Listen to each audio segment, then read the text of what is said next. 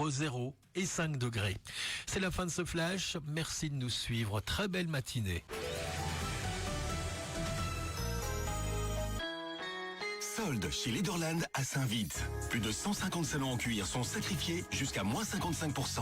Lederland Saint-Vite, autoroute E42 Verviers-Trèves, sortie Saint-Vite Sud. Ouvert tous les jours de 10 à 18h, même les dimanches. Impact FM, l'inforégion avec Olivier Tomezzoli. Deux chiens Stavlota ont passé plus de 48 heures à la Belle Étoile. Affamés et épuisés, Bella et Roxy ont finalement pu regagner leur foyer hier après-midi.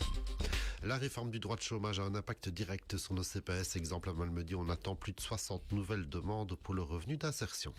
Et en football, premiers effets du rachat de la SE Pen par le fonds Qatari QSI avec un match amical face au PSG, le U23 samedi pour clôturer le stage des Pandas à Paris. Jeudi 8 janvier, le développement des titres de l'info de l'arrondissement. Présentation Olivier Tomezzoli.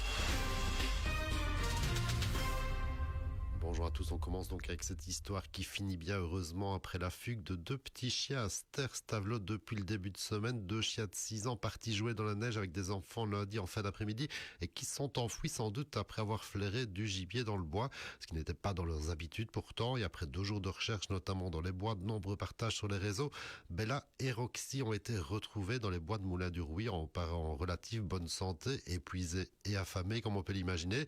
Alors retour à la maison, qui a de quoi soulager ses propriétaires. Fabien Legros, le bourgmestre de Stavelot, son épouse et leurs enfants. Bella et Roxy ont ainsi pu repasser une soirée bien au chaud au coin du feu après 2 nuits plutôt éprouvantes à la Belle Étoile. Au chapitre fait divers, pas de grosses pagailles chez nous sur les routières après la toute petite offensive neigeuse du pipi de chat par rapport aux prévisions de demain vendredi jusque samedi avec là une vingtaine de centimètres annoncés sur les hauteurs. On notera quand même un accident avec délit de fuite sur la route entre Compac et Roth mardi matin. La zone de police Eiffel, commissariat de Saint-Vite, recherche l'auteur ou des témoins de ce délit de fuite.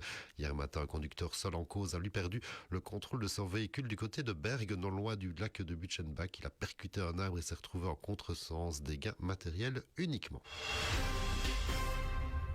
Chapitre social à présent, vous en avez sans doute déjà entendu parler pas mal. Ces derniers mois, la réforme des droits au chômage va pousser des milliers de chômeurs longue durée vers les CPS ou d'autres moyens de subsistance.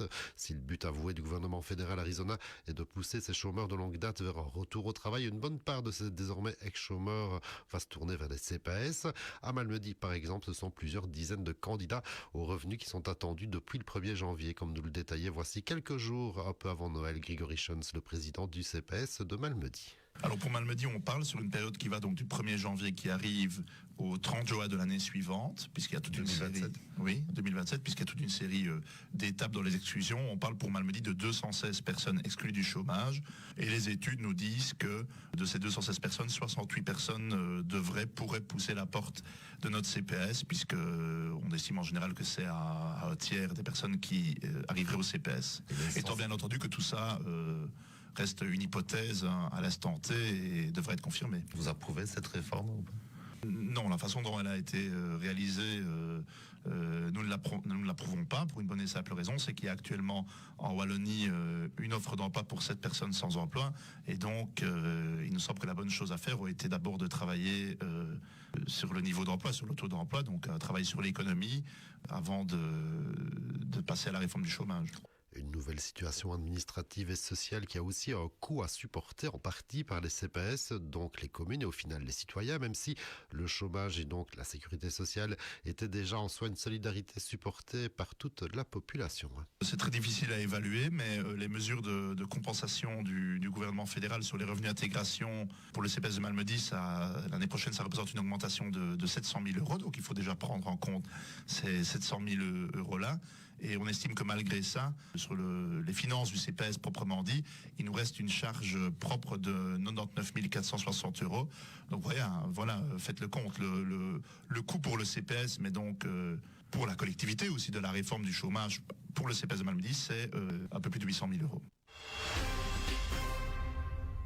Et on termine avec un petit mot de foot et les premiers effets du rachat de la SE Pen par le fonds d'investissement QSI, fonds qatari pour rappel, puisque pour clôturer son stage hivernal sur le site du Paris Saint-Germain, la SE Pen disputera samedi un match amical contre l'équipe des U23 du PSG. Rencontre à huis clos sur le terrain naturel chauffé du complexe sportif de Poissy appartenant aux Parisiens. On ne se refuse rien. Et pour ces deux équipes appartenant désormais au même propriétaire qatari, et en espérant aussi sportivement que ce rapprochement de fait avec le PSG apportera aussi une plus-value sur le terrain lors du mercato hivernal. L'info continue sur notre page Facebook Impact.